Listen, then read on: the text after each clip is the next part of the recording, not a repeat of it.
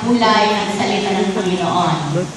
Ang sabi dito sa unang Korinto, sa 15 sa 58, kaya nga mga kapatid, minamahal, kayo'y magsitatag. Huwag makilot, na laging sumasagana sa gawa ng Panginoon. Yamang nalalaman ninyo na hindi walang paguluhan ang inyong gawa sa Panginoon. Purihin ang Panginoon. Ang sabi ng Panginoon, tayo ay dapat sumagana. Amen. Tayo ay dapat sumagana sa ating pagkakaloob. Bakit? Gusto niya na yumaman tayo. Yes, God. Gusto niya na pagpalain tayo. 50, man. Kaya, pag tayo ay sagana ang pagbibigay natin, hindi niya tayo pababayaan. Itatanyag ka ng Panginoon. Ito rin ang sabi niya sa unang Korinto sa 9:6. Ang sabi niya dito, tayo ay dapat na magkaroon ng tinatawag na kagalakan. Kagalakan sa pagbibigay. Sa naghahasid ng sagana. Ang sabi dito, tayo ay dapat na maging sagana sa lahat ng pagbibigay. Ito ay makikita sa 9:6. Mababa sa 9:6. Ang sabi dito, dapat ba't sinasabi ko, ang naghahasid ng bahagya na ay mag-aani naman bahagya na, at naghahasid na sagana ay mag-aani naman ng sagana. Kaya mga kapatid, isipin natin, kung tayo ay nagbibigay ng sagana, sagana din ang ating Amen. at halimbawa ko, ang magsasaka na malawak, masipag na magsasaka, malawak ang kanyang sinasaka, siya ay mag-aani ng sagana. Siya rin ay kikita ng sagana. Kaya, ang salitang yan, ipapakita ng Panginoon na kailangan natin sumagana sa pagbibigay. Ano pa ang sabi dito mga kapatid?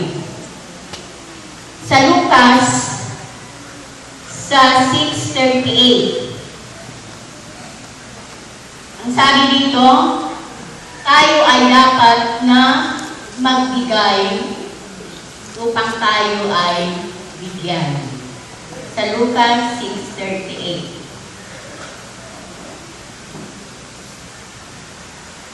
Sabi dito,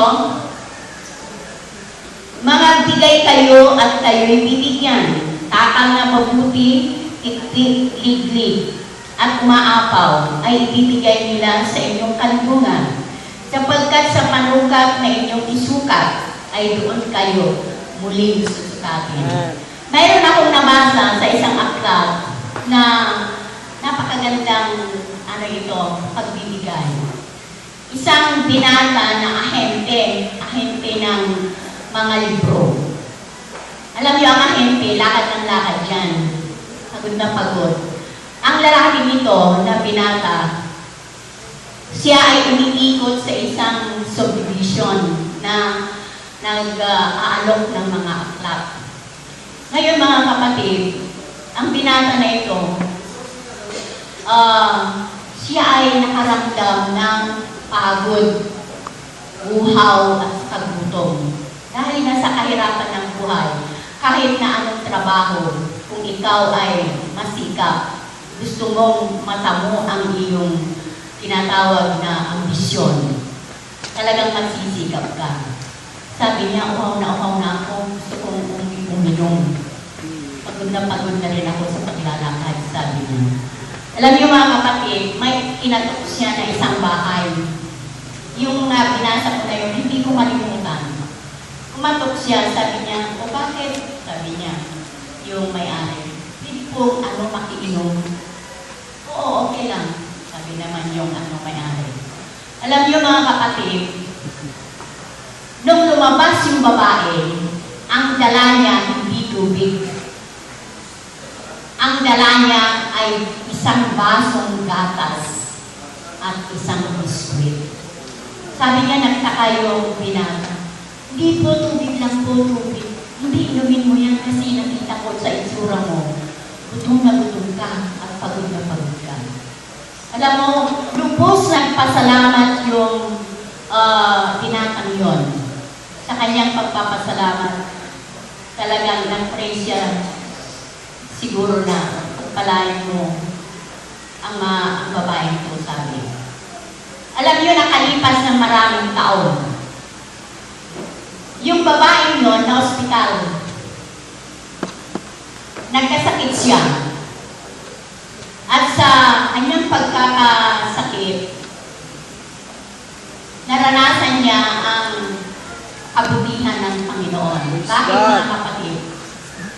Nung ma-release na siya sa ospital, pwede na po kayong lumabas, sabi niya. Hindi, magbabayad muna ako, sabi niya.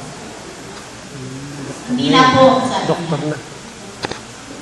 Tinignan niya yung lalaki. Sabi niya, hindi po ninyo ako nakikilala, sabi niya. Hindi kita nakikilala. Ngayon lang kita nakita, sabi niya.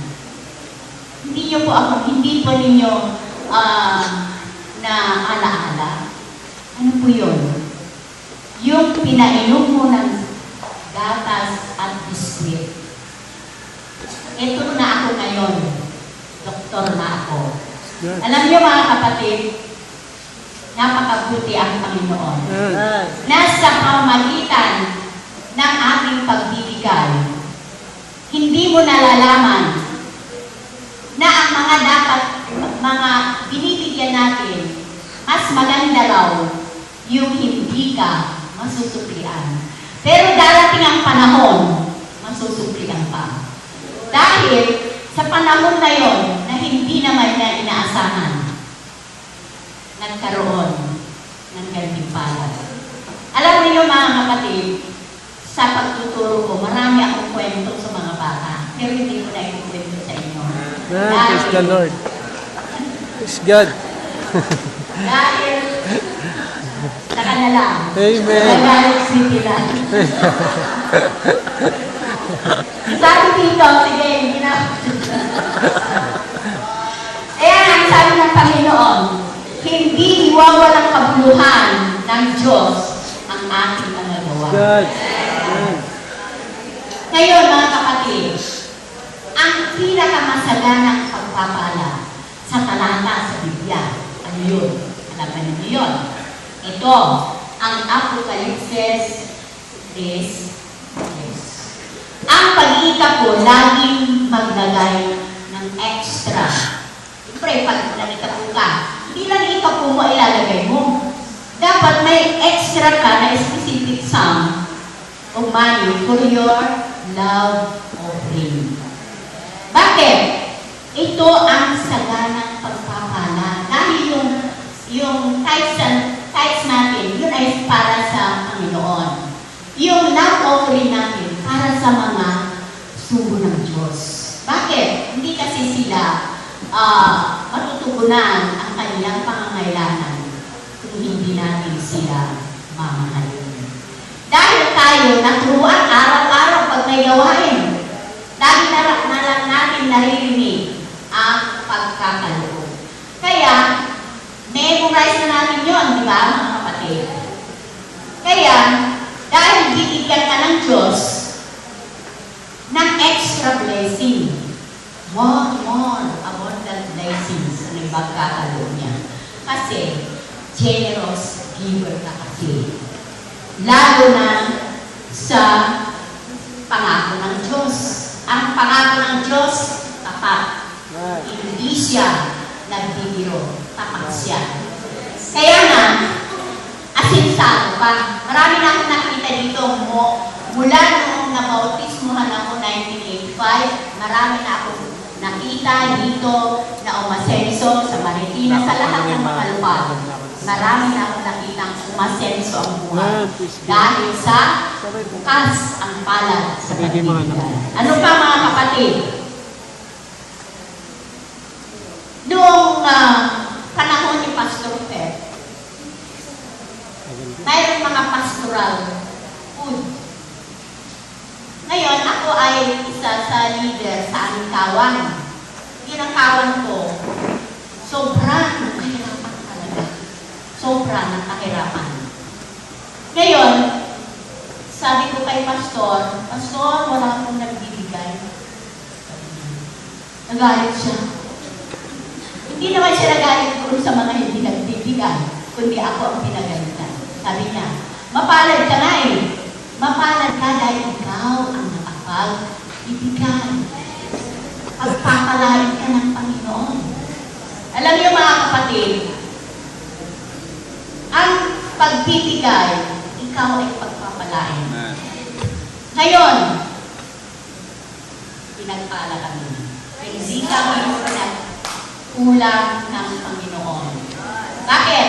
Dahil sa saganang pagbibigay. Alam niyo mga kapatid, pag nakikita kami ni Pastor Pet, masayang-masaya siya. Dahil nakita niya na pinagpala kami.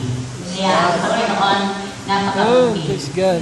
Kaya, maging sagana tayo rin sa panalangin at pagpapasalamat. May Nangangalit ka dyan, Brad. pangakong Diyos. Kailangan Masakay ka, Sir tayong Jun. Mas mahaba magbigay, magpasalamat. Amen. Alam niyo kung ano ang mga pinagpapasalamat ko araw-araw? Adelante. Babasahin ko. Napakarami. Ito ang lagi Kamay na mo, pinagpapasalamat sa Panginoon. Ito na ang last. Pero Praise marami. Karunungan sa pag-iisip. Bigyan ako karunungan. Kagalingan sa sakit at karamdaman. Kalakasan ng pananampalataya. Kalusugan ng katawan. Kagalakan sa panalangin. Kaayusan sa pamumuhay. Praise God. Kapayapaan sa isip. Amen. Kaaliwan sa paglilingkod. Kapatawaran ng kasalanan. Praise God. Kaligtasan ng aming kaluluwa. Napakahalaga yun. Kalinisan ng puso. Katugunan ng bawat panalangin. At kasaganaan ng kabuhayan. Kaya mga kapatid, sa umaga nito, gusto natin sumagana ang Amen. aming pamumuhay. Lalo-lalo na ang ating kabuhayan. Tayo lahat ay tumayo. Mawitin natin ang may galak.